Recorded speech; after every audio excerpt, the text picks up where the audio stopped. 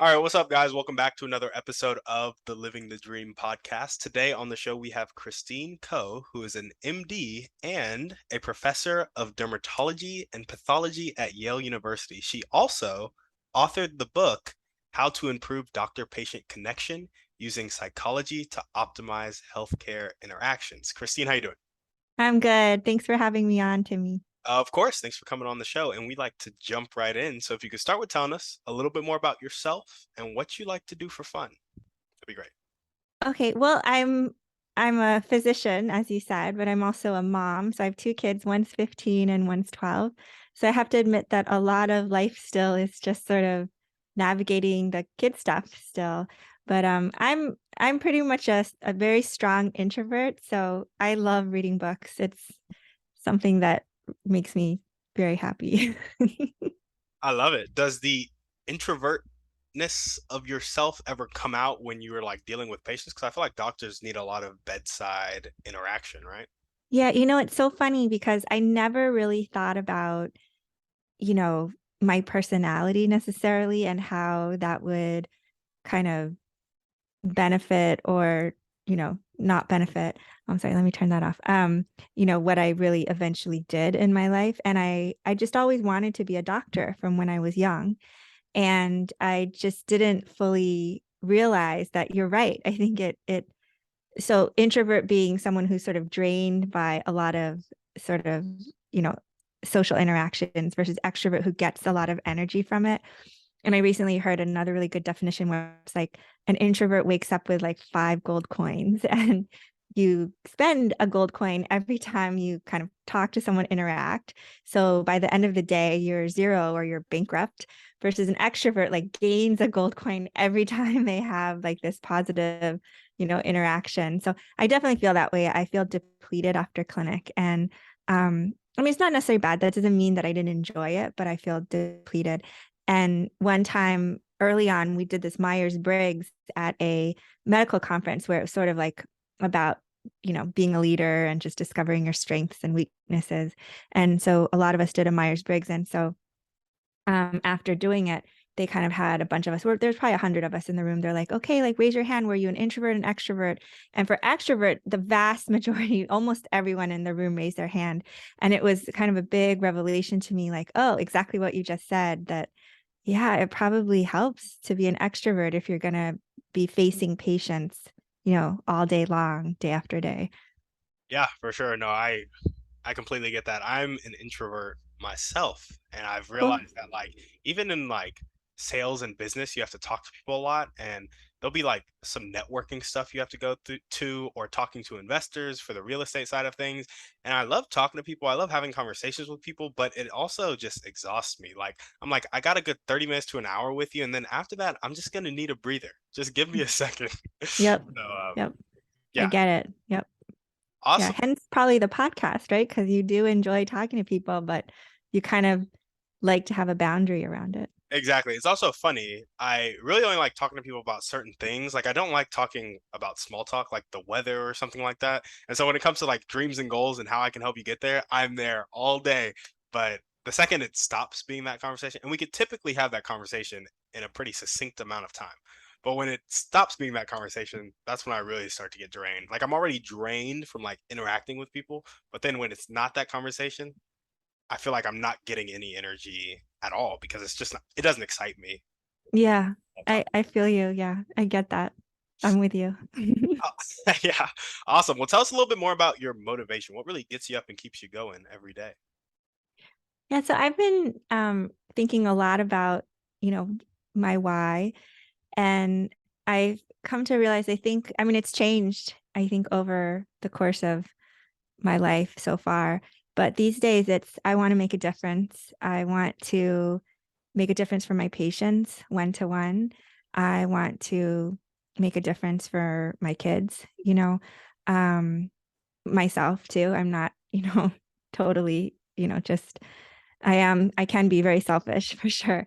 I want to make a difference for the people around me, my family, my friends, my colleagues. But also more broadly, I want to make a difference in healthcare. And it's sort of, I feel silly almost saying it because it's too big a goal, really, I think, for one person. Not to be doubting myself, but healthcare is just it's enormous in the US and then, every other country. And I don't have the hubris to think that I can take it on myself and make a change. But I really like the Margaret Mead quote that says something like, never doubt the power of, one or a few individuals to really make a change. So Yeah, I think, at least, try. And if it takes a lifetime, that's okay. And try to leave some sort of change behind. I love it. I love it. Well, this is a perfect segue into your dreams and goals. Tell us about the specific changes you want to make in healthcare. What's really your vision for your life and your profession going forward? Yeah, so I am a doctor, a physician, and I thought I was doing a good job by my patients. I never thought that I was a bad doctor. I think most people don't think they're bad doctors, right? I mean, it's not why and I think, virtually every single doctor I know, that's not why they, become a doctor or why they stay being a doctor. So there was never really a point where I thought I was not a good doctor, but really, I think my attitude towards healthcare changed a lot when my son had his diagnosis. He's deaf and has something called auditory neuropathy, which is a rare diagnosis. And so I think the exact name of the diagnosis doesn't really matter. And the fact, that it's deafness versus something else doesn't, I'm not saying it doesn't matter to us, but what I mean is the name itself, because it could be any patient, any diagnosis. And what I realized was that there was this significant period of misdiagnosis, of where the healthcare system wasn't really helping my son, or me, and not to blame necessarily the healthcare system alone, but also not to blame myself. But, he was a baby, a toddler, so it's definitely not his fault, that he was misdiagnosed. So I dream of patients getting better care, being listened to and getting their diagnoses earlier if that's what they really need, or really not every patient's the same. So not getting their diagnosis earlier if that's not what they need. But generally, in order for the right treatment and management plan to, sort of go forward, you do need the right diagnosis. And so, my son had a severe enough case of auditory neuropathy where in the end, once he was diagnosed, they said, oh, he really probably can't hear anything. And so by that time, when he was diagnosed, he was about 2 years old. And so at that time, that was a very late diagnosis of profound deafness.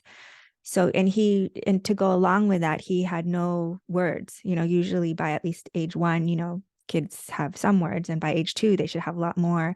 And he didn't. And so by the time he was finally diagnosed, they were like, well, of course, one person even said to me, I thought very callously, well, your child acts like a deaf child, of course, and I was just sort of shocked, like, what does a deaf child act like? I mean, and so yeah, it's just surprising. I think, we don't know these things, when I didn't know what a deaf child really looks like, what a deaf child sounds like, or what a deaf child may look like or may sound like. And so I was relying on the healthcare providers that I would go to tell me that earlier on, not after he was diagnosed, tell me, well, your child acts like a deaf child. Yeah. Yeah, I gotcha. I gotcha. And so you dream of patients getting better care, being listened to, and getting their diagnoses when they need it. What what are like the number one and number two barriers to getting patients that kind of listening ear and the correct diagnosis when they need it? Yeah. So, I mean, I could name tons of barriers, but I think in a way, the reason I think that individually we can make a difference, even as a patient or a patient advocate, you don't have to be a doctor, a physician, or other healthcare provider, from. So I think both sides, when you're one-to-one, or sometimes there's more people in the room, but to really see each other and to really hear each other and to think about, what feelings are going on, um, because for me on the doctor side, sometimes I realize now that I've thought about it more, I'm thinking about it more, this patient seems really scared, or, oh, this patient seems angry, but why would they be angry with me? So maybe it's coming across as anger, but they're again, maybe they're really scared, or maybe they are angry at the system because, of XYZ, and, and maybe rightfully so, but still that anger, especially if I take it personally, or even if I don't take it personally, but kind of don't try harder to really get at, you know, sort of the root cause, medically speaking, of what's going on with them, then I'll also fail that patient. And just sort of, again, it's cyclical then, that anger that the patient might be feeling. So I realized through my son's experience and my taking him to different visits over time that there's just one big barrier is there's just not enough time. There's not enough time to spend with one patient. So we really have to maximize that time. Like in dermatology, some dermatologists only have like 5 minutes with a patient. Right now I have 20 minutes. I'm lucky. That's like, a long time. Yeah. It's not really, right? 20 minutes even isn't very long. But Maybe if you five. compare it to 5, right? It's like a million percent more, relatively. So I've learned that I used to hate it when patients would come in with like a list.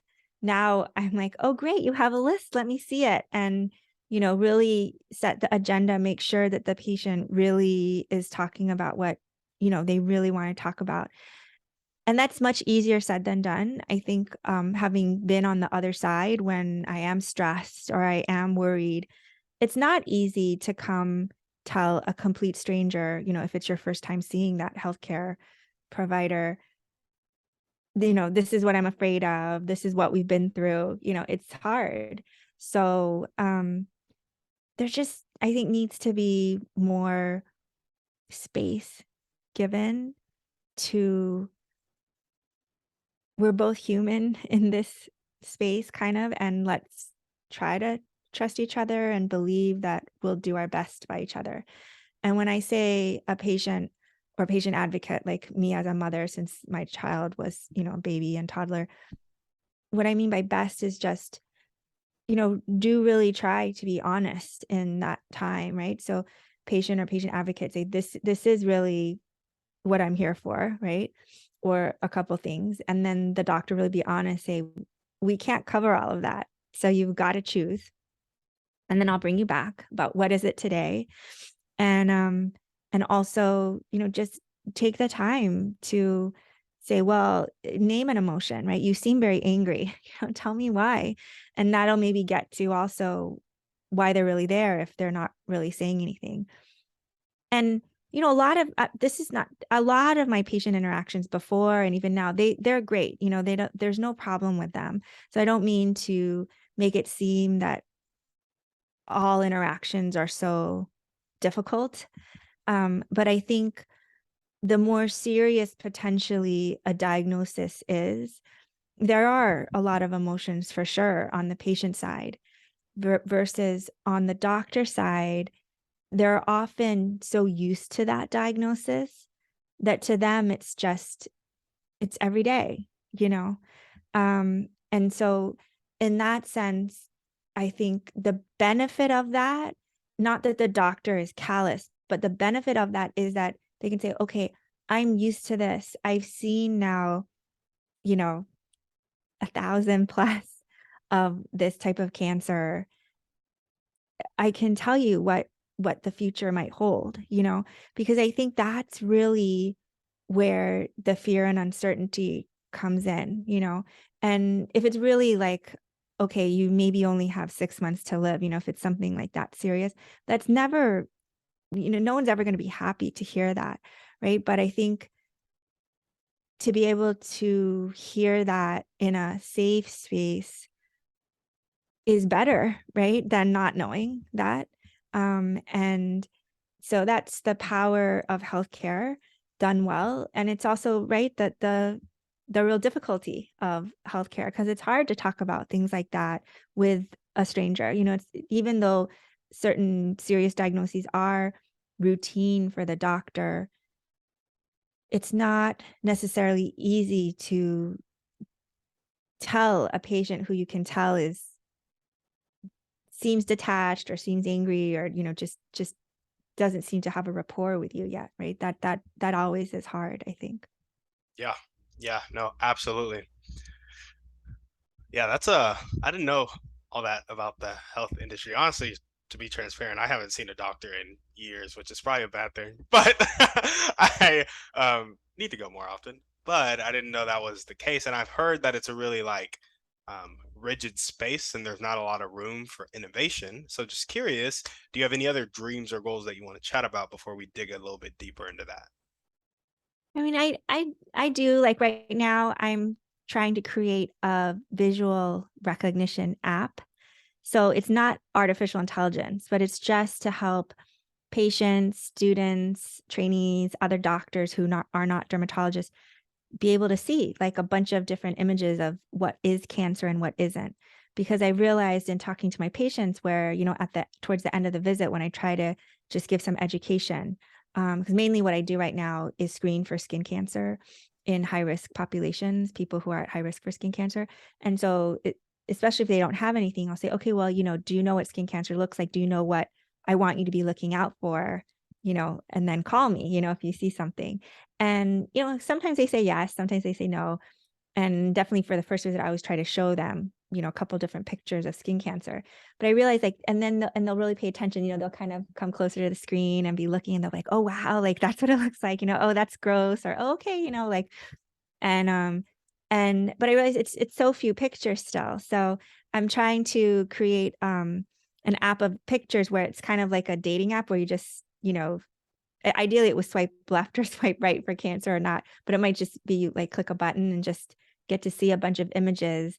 And then for fun, especially for students or trainees, or other people who are interested in really being able to name it, you can actually like say, oh, I think this is this type of cancer or not. Yeah. And so that's one of my dreams, as well, just to sort of get skin cancer to be more easily recognized. Sounds like that can be launched before the end of 2023. Honestly, Yeah. before the end of 2022 if you're crazy, but definitely before the end of 2023. Yeah. Yeah, we're close. No, you're right. We're hoping it will be before the end of this year because here at Yale, our dermatology medical student course is in January. So I'm hoping that they'll be able to beta test it. There we go. There we go. Yeah. Well, awesome. So we got getting patients better care, have them be listened to, getting their diagnoses when they need it, kind of just helping doctors and patients connect on a human level. And then we also have creating a visual recognition app to help people see what is cancer and what isn't cancer. Yep. You got any others that you want to add on to that? Oh, I mean, I could go. Well, another one of my goals is, people don't actually really know what cochlear implants look like. My son has bilateral cochlear implants. And to be honest, I'm a physician. I didn't know what they looked like. I hadn't seen anyone with them. So hopefully a picture book will be coming out next year. It's just a, story, like a story of a little boy who shares with his mom what it's like to be able to turn sound on and off. And that's what the picture book is about. And so my goals with that is, one, to try to normalize, right, in a way, get people to recognize what cochlear implants are. They're not really the same thing as hearing aids at all. And because my son is stared at a lot when we go places that he's not familiar. Like at school, everyone's used to him now, but if we go, you know, to a different city or, just a grocery store, sometimes people are staring. They don't know what it is. And it's not mean. It's not a mean type of staring. They're like, what's on that kid's head? And sometimes people will ask me, and the first thing they always assume is that it's like Bluetooth technology, that he's just like gaming, while he's walking around or something, or listening to music, or it's like some kind of weird headphone, and it's not. And so um I don't mind when people ask me. I think it's good to be curious. And I don't think it's, to me, it's not rude. But I think it would be nice for him and for other users of cochlear implants, especially if they're kids and they don't feel comfortable for people to ask them, then it's nice if people just would recognize them. So that's the purpose of the picture book. I love it. You're gonna have a busy 2023. Awesome, awesome. You got any other dreams or goals that you want to tack on? um, I guess I'll stop there for now. What? No, okay, give us one or two more. One or two more. Okay, well, I mean, I definitely want my kids to be, have a passion, to develop a passion. They're young still, I think. So, my daughter's 15, my son is 12. So, it's okay, but I don't want them to, I believe still, I might change my mind, but I believe still that having a passion helps give life meaning, and makes you happy, or that happy, I've heard recently too that happy is actually a verb, it's not like something that you get, right? And, to happy as a verb, you kind of have to be ideally pursuing something meaningful to you. Yeah, So they're both in school still, they kind of have like a set life in terms of, okay, you go to school up through high school at least, and they both know that I would like them to go to college for sure. So I think their life is kind of planned out at least through college. And then I hope that they start planning it themselves and just, you know, pursue five dreams of their own. yeah, yeah. No, for sure. I love it. I love it. Have they talked to you about any passions that they may have uh, for future life? Yeah, my daughter never was really like, I want to be a ballerina or gymnast even, she was never really that kind of kid. Um, and so she's consistent. She's never, my son was very much, like that kind of kid who'd be like, "Oh, I want to be a fireman. I want to be a policeman. I want to be a professional soccer player." He's had different, sort of named desires, from when he's like even a toddler. Um, Now I think he's more unsure, as a 12-year-old. And so I just would hope that they have enough experiences through school and through reading books and, you know, watching movies, TV, to just get a broader idea of the world than I had, and know that, like lots of different paths are open. Yeah, for sure. I love it. Well, what are the top 1 to 2 skills that you need to develop as a person right now to make these dreams come to fruition? Whether it be the picture book, the visual recognition app, or preferably getting patients to better care by helping doctors and patients connect on that human level. What skills do you need to make those dreams come true? Well, I think that one skill that has really been helping me is emotional intelligence. Mm. Um, to just really be aware of my long-term goal in a given situation as well as a short-term goal, and like one short-term goal would be just to control myself, right? And not just fly off the handle or, something like that. So I think that's been really helpful to be self-aware. And because I think I believe, or not believe, but I've come to realize more and more that I can really only control myself. And even then, sometimes I can't control myself, but I really can't control someone else. I can't really control someone else's behavior, even if they're very close to me, right? And especially if they're very close to me, maybe I really should not be trying to control them. But I can set my boundaries and control my responses so that they're, as optimal as they can be.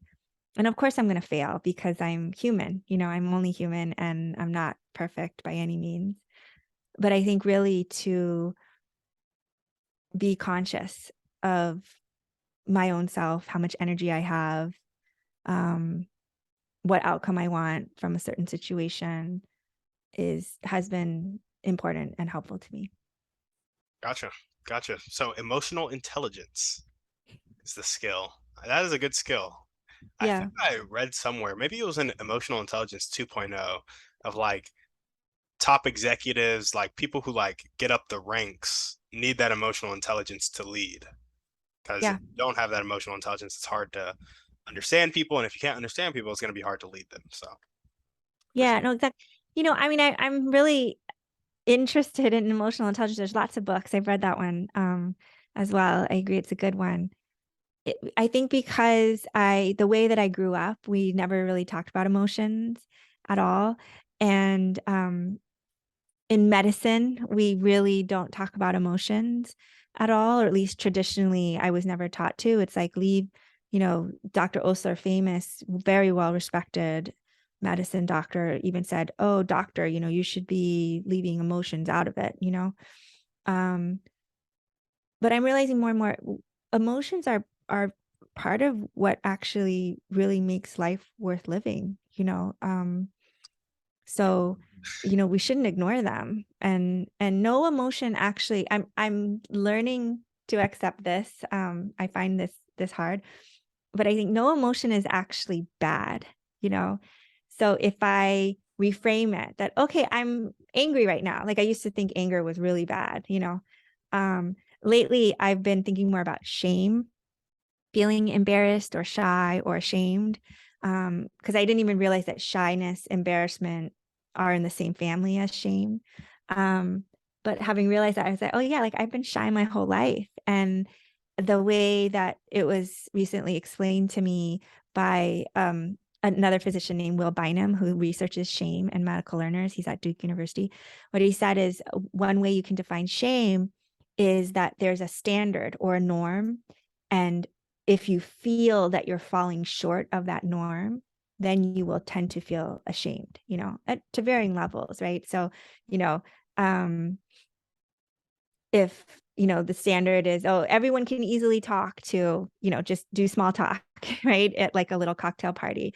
And I feel, you know, not like this is not easy, right? I could feel ashamed about that too, right? And that can also sort of come from shyness or being introverted. It's not necessarily an indictment against myself, Yeah. that I feel shy or embarrassed or even ashamed that I can't easily like, converse in small talk, but I could. And so I realized with talking to Will about shame that when I think about my life in that sense and what norms have there been throughout my life that I may have at different times along the way felt like I'm not meeting. Yep. There's been just a ton of shame in my life, and it's been really freeing, I think, to think about that and just be, okay, it was all natural. It was just an emotion, and I still feel that emotion of shame. And as he puts it, it's just a signpost, it's just data.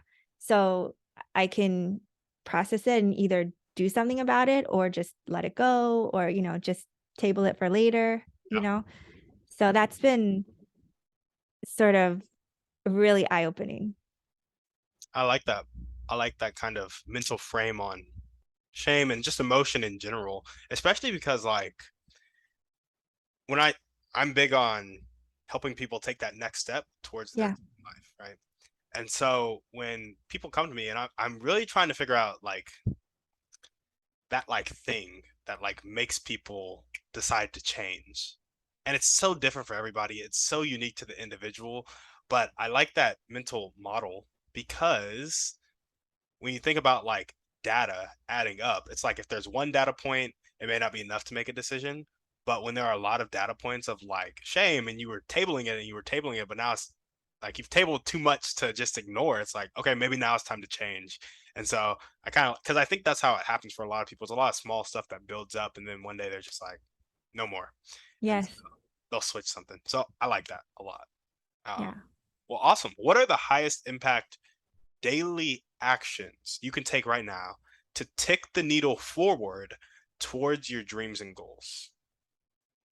Yeah, daily actions. I think one big thing is just trying to be more self-aware, trying to take a little bit more time for myself in any given moment, or an hour, or whole day, just to make sure that I have spent time on myself, whether just mentally, or as your question sort of more broadly implies, spending time towards the goals that I'm working for. So I think that it sounds simple, it sounds kind of Mickey Mouse, but I think it's hard for me to do. I don't think I'm alone in that. It's hard to make time for yourself. I think, especially when maybe, like, I have a job and I'm a mom as well, so there's work stuff I have to do, there's home stuff I have to do.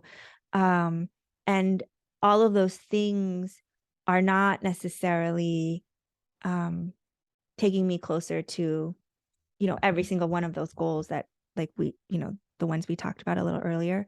So it can be hard because, if you're awake for, 12, 14 hours in a day, it may be that really only, you know, a small proportion of that I could really spend working directly towards, one of my goals. Yeah, no, for sure. I think we all wake up with the same 24 hours, and especially when you want to accomplish big things like changing the healthcare system, but you're also a mom and you're also a practicing doctor. It's like it's just there's a time pool. So yeah, Yeah. for sure, taking that time, being intentional, even 5 minutes a day can compound, but it is a hard thing to do because it's really easy to forget, and it's even easier to when you have that time to take, waste it. And I don't want to say waste it because for some people it's recovery time, but have it not be exactly productive time. And Yeah. so maybe the time you need to take because your day is so full is like sipping on a cup of tea and sitting in silence, or reading a book, not optimizing the app, you know? It's like that would feel like more burden on you. So just, I understand that. And I think a lot of basically everybody struggles with it. So Yeah. You're no, awesome. you're exactly right. Yeah. Sometimes literally it is. It's like, okay, I'm gonna go get some water for myself. Yeah. Yeah. Yeah, no, absolutely. I feel you. What character trait do you most need to develop right now to make your dream life come true? Oh gosh. I think I have to be a little bit better about setting boundaries. Mm, gotcha. Gotcha. Gotcha. Setting boundaries. I love it. And if there were one or two people that you could meet right now, and this could be a specific person or a type of person, and they'd really help you take the next step towards, I specifically want to hear about, they would help you take the next step towards getting patients better care and normalizing kind of doctors and patients connecting on a human level, being listened to and getting the diagnoses when they need it. If there are one or two people you could meet and they would help you do that, who would they be and how would they help you? Yeah. Um, yeah, I don't know.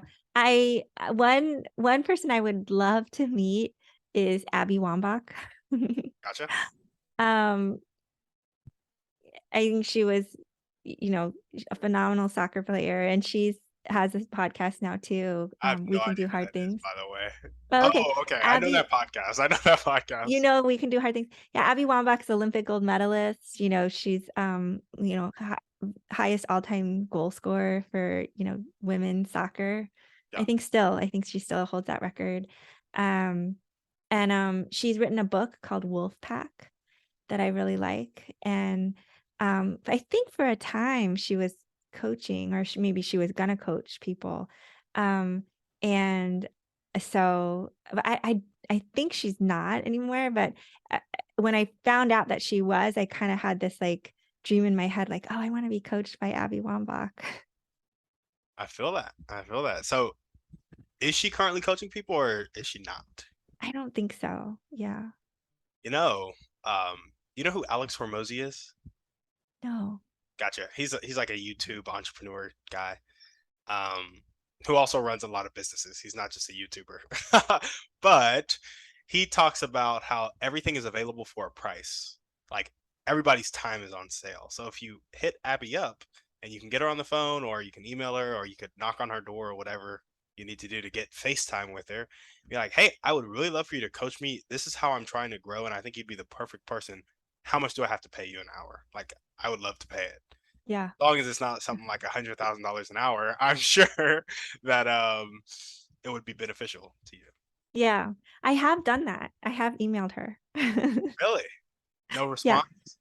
Yeah. Well, it's the general email, podcast email for We Can Do Hard Things. So I'm sure I assume they get tons of emails. So who knows if it was really, you know, I don't know, if it really got into the right hands or not. But yeah, I did try. I gotcha. I gotcha. Okay. Okay. Well, maybe if I meet her one day, I'll have her on my You podcast one tell her. Yeah, you tell day. her for me, Timmy. Okay. Absolutely. I'm a Well, big fan. now we're gonna jump into our thriving three, and our first question is, "What's your favorite book, movie, or podcast? Pick one." And if your podcast is "We Can Do Hard Things," just pick one of the other two. Yeah. Um, well, one of my favorite books is Thinking Fast and Slow by Daniel Kahneman. Yeah. Love it. I love it. I love lots of books. So, I also like The Undoing Project, which is about Daniel Kahneman and Amos Tversky. That's by Michael Lewis. And I also really like Viktor Frankl's Man's Search for Meaning. Yep. Yep. I've read Man's Search for Me. I haven't read the other two. Thinking Fast and Slow has been on my reading list, but it's like 21 hours in the Audible version. And I'm just like, Try The Undoing Project. It's I mean, one's written by Daniel Kahneman and one's about him, but Michael Lewis, have you read Moneyball? Have you read any of Michael Lewis's I have books? not read any of Michael Lewis's books. Okay. He's h- The Undoing Project is written like a story. It's nonfiction, but it's really to me it was like it it was written like a story. Yeah, Obviously written very, very well. So it was it's really a story of friendship to me, and yet you still get a lot of the concepts that are in Thinking Fast and Slow, because it's about their work. And so it's a great book. there we go. Sounds good. Well, what is one way you like to take care of yourself? Kind of like you said, I just try to take a little bit of time here and there. That actually I found is really renewing. I do try to sleep. That's important too. Sometimes I am a little bit of an insomniac. I'll wake up too early.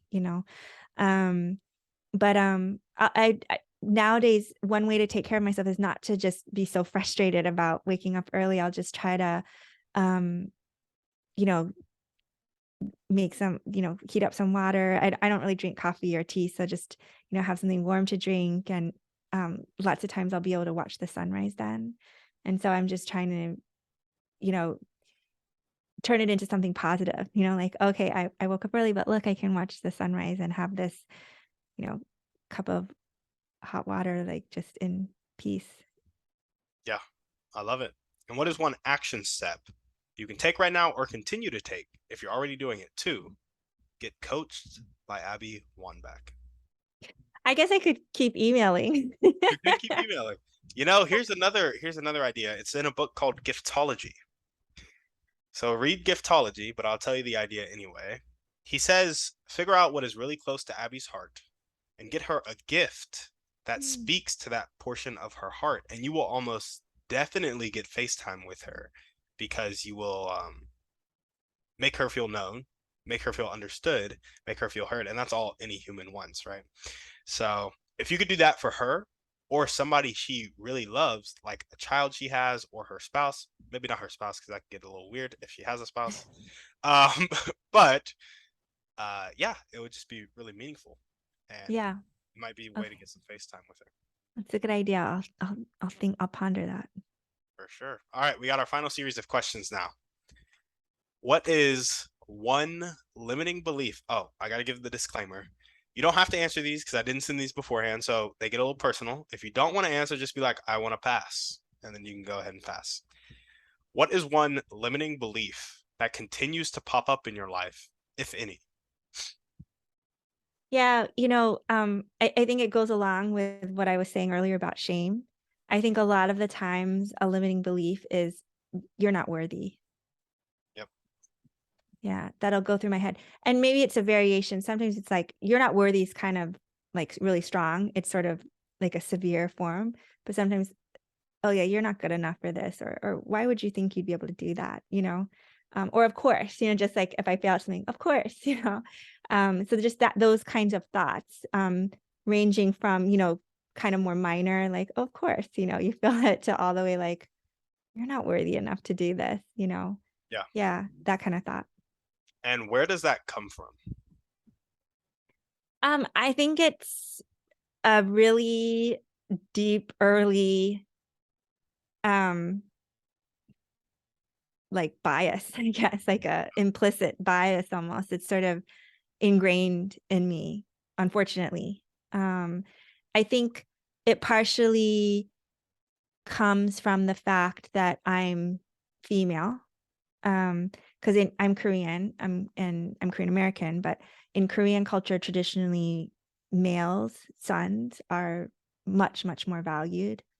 In my family, it's just me and I have a sister.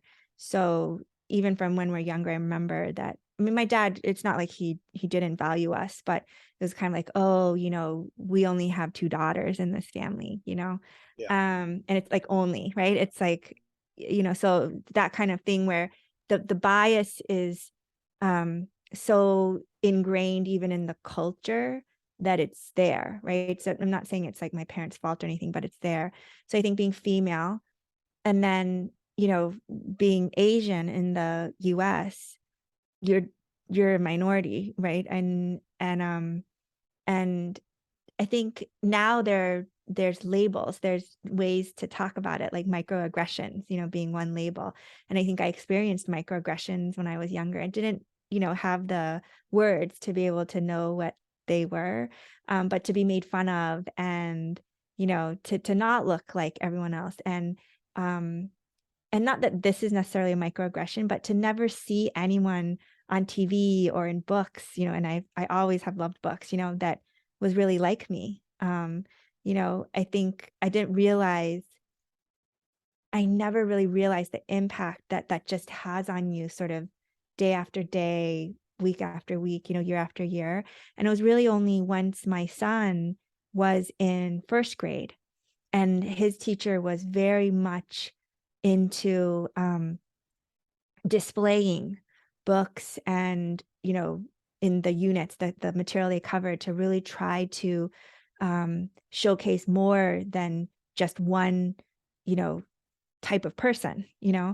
And so when I would go in to drop him off, I would just see all these books, like, I am Muslim, would be one book, or, another book with an Asian, character on the front of it, another one with, you know, just a whole variety. And it wasn't really until that moment, right, when fully an adult, I've been living many, many years, and I just realized, wow, like it was just really different. Now a lot of libraries, do that too, right? But when I was growing up, it was just I mean, I loved certain books, but it was no one like me. It's like blonde, beautiful girls. I mean, I loved Barbie, so it's fine with me. But Barbie definitely didn't look like me. I didn't look like Barbie. And now they have, for years now, they've had Barbies that are, you know, not just traditional blonde Barbie. Yeah. I love traditional blonde Barbie, but that's also it's like ingrained in me. Yeah. So I think, but I didn't realize, it's not like I fully realized that I had this kind of um, inner talk. And that's just been something more recently that I've come to realize. Gotcha. Thanks for sharing that. I appreciate that. What actions do you have, whether it be on a daily, weekly, monthly, annual basis that stem from this limiting belief and reinforce it. So you have the thought, I'm not worthy, you have the shame, you feel it, and then you have actions because of it. And these actions kind of reinforce those thoughts and beliefs. Um, Putting myself last Okay. stems from that. Yeah. And I think having, read books and articles and listening to podcasts, I'm realizing more and more I'm not alone, right? That's also, I think, something that is more typical of women, especially that, and mothers, right? Not that men don't do it or that dads don't do it or, you know, um, um, non-binary individuals. Um, but I think that the culture that I grew up in was definitely a patriarchal culture. And the home model that I saw day in and day out was my mom, was a stay-at-home mom, work within the house mom, and my dad worked outside the home. And it's true, she ran the household. Like that is one thing that my dad denies that they're in a patriarchal model. He's sort of like, no, like she has her job and I had mine, So in that sense, he says he's very liberated, but like, her job though is, to serve him. Yeah. No, for And and now, he's retired, but she's still like, he's like, I'm thirsty. And, she goes and gets water or whatever and brings it to him, and he doesn't do the same for her, right? I mean, she doesn't ask, I guess, right? So there it is again, right? She doesn't ask. So I've never seen my mom just sit at the table and like, I'm thirsty, and expect water to appear in front of her, right? So and I'm not, I do want to, I guess I feel a little bit badly. I don't mean to be calling my dad out or a whole culture or anything, or criticizing my parents. So sorry, sorry, mom and dad. Like, not that I don't think they would listen to this, but um, but it's just that's the culture that they grew up in, really. Like if I talk to other Korean American friends, that's their parents too. So it's normal. Um, but I guess like for me, since I grew up that way, um, I do think that's normal. And so again, that shame part, right? So that's the norm, that's the standard. So then if I don't get up and give my husband water, I'm falling short. yeah, I got you. I got you. Well, awesome. Thanks for sharing that. It's a hard, this question's always hard for the actions that reinforce it because it's like getting up and getting your husband water can also be a very sweet thing, but it's Yes, like it's your intent and the place that it's coming from. And when it comes from a place of shame, I mean, I hope your husband would want you to not do something like that because doesn't want you to live in shame. But that same action could be coming from a place of love after you've like grown past it. And then it's a good thing. And so it's just, there's always a toss up with this, like the intent behind things and really understanding yourself, which is interesting. totally. No, you're totally right. Because like, I mean, it's sort of also like, when you're first dating someone, right? No matter what culture or background or bias you have, right? You're much more willing to do certain things for that person at first, right? And, or even that, like, oh, I love this about you. And then 6 months pass and you're like, I hate this about you, right? Yeah. So, I mean, it's that type of thing where, yeah, I think, if it doesn't bother me or I'm like, "Oh, yeah, I'm totally willing in this moment to, like, go get you water," so that's why also I don't mean to criticize my own parents. I don't, you never really know someone else's intent. Um, I do know that my mom does hold herself to that kind of standard of what she thinks the wife should be in that culture kind of that she grew up with, and she will tend to hold me to that as well. Yeah. So, meaning that she will ask me, and I don't think she would be embarrassed for me to say this. She'll ask me, "Oh, did you cook dinner for your husband?" And it's never like, "Oh, did someone cook dinner for you? It's and not that she's like trying to like give me extra things to do, but that's her way of showing love, right, to her husband. And so I think it's her way of saying, are you showing love to those around you? But sometimes when I'm tired, I'm like, no, I don't want to make dinner today. Yeah. I want dinner to fall down from heaven and just Be appear. on the table. Yeah. No, for sure. I think those especially the culture clash, I feel like with like even like our parents and then us right now, I feel like there's been a lot of social change in the past like 20 years. Like a lot of A lot. social change. And Absolutely. yeah. And I think that clash, like I even see it with my fiance and her mom. Like her mom will call her in the evenings, which is sweet because I don't even talk to my parents really. But her mom will call Mm. her. I know I'm working on it. But her mom will call her, and the first thing she'll ask about is dinner. I'm like, that's such a weird thing to ask about. Like, if anybody asks me about dinner, I'm like, I don't know. I don't know what we're eating. If I get hungry, I'll go buy some Popeyes. Who knows? And so it's just such an interesting, and like even being in the same house with them during quarantine when COVID was really roaring. Um, yeah, there was just some stuff that like I could see the culture clash between like now and then like a middle class Christian family that has real Christian ideals. It's like there was some patriarchal stuff that was just like it's there. So Yeah. I don't want Yeah, to judge. that's the thing too. Yeah, I grew up Christian and yeah, there's a lot of rules, right? So there's a lot of ways to feel shame. Oh yeah, for sure, A for lot of falling short that can happen. sure. Yeah, yeah. Well, Well, congratulations on being engaged and thank you. um I appreciate yeah. that. I appreciate that. Well, if there were one phrase, and I like to call this an abundant phrase, that would really speak to that limiting belief. So if you were to change that limiting belief into an abundant phrase that really touched your heart, what would that phrase be? Um again, I think it maybe sounds too simple, but I think I'll often tell myself I can do it.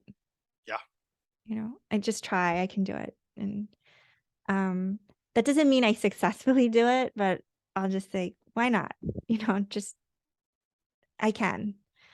And often I'll prove myself wrong because it doesn't happen, but I'm more appreciative the older I get that I have the chance to try. I love that. Oh yeah, the chance to try. I so I'm 23. Recently emerged into adulthood out of college. So I've been doing this thing for about a year and a half. And a lot of my friends and people who are also my age are kind of scared of adulthood, but I love it. And I love it because as much as, I could fall flat on my face, be broke the rest of my life, and just be miserable as an adult, I could also make the life of my dreams. And like the whole world is at my feet right now. And it's the chance to try that is just so exciting for me. So I love that you said that. Yeah, I'm with you, Timmy, totally. Yeah, I think rather than feel stressed, right, about the potential failure or whatever, I've been more and more trying. Why not? Like just try and like have I think really I realized I mean it's something that I think I truly learned through my son not having any spoken language really, right? When he got the cochlear implants and then he's over age 2 and he doesn't have any spoken language, right? So he's like a newborn baby. They have something called a listening age. And so he was 0 age, right?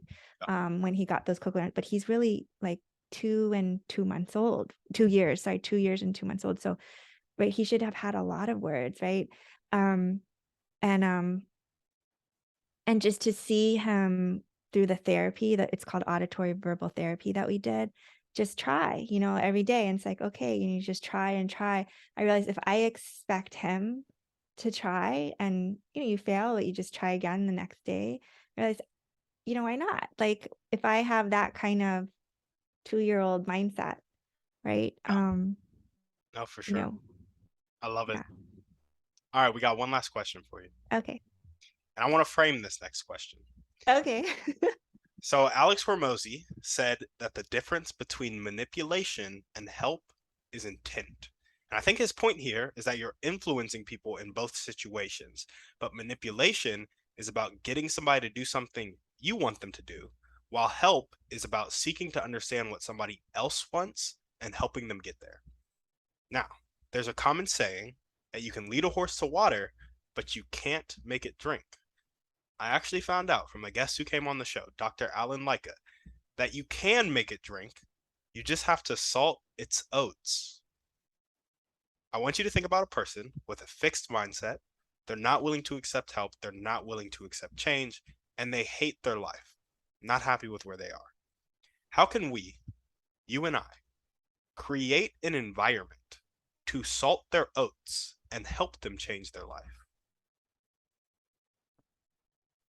Hard question, Timmy. Yes.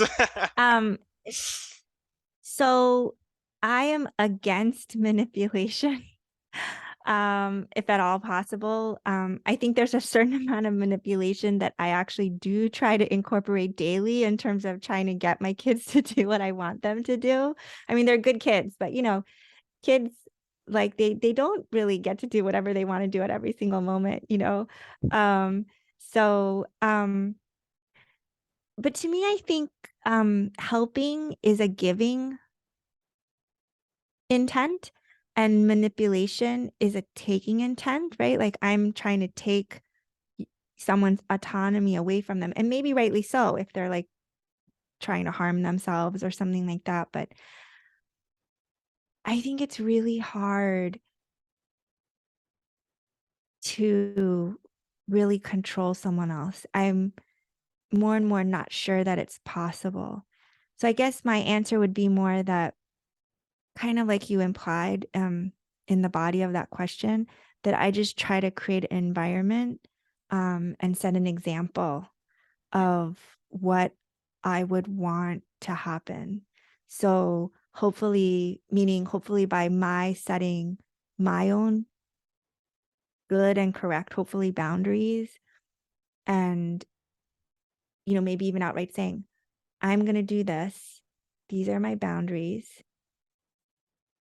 And then, you can do whatever. And that hopefully my boundaries for myself will help, not control or manipulate, will help the other person also then to go in the direction that maybe is needed.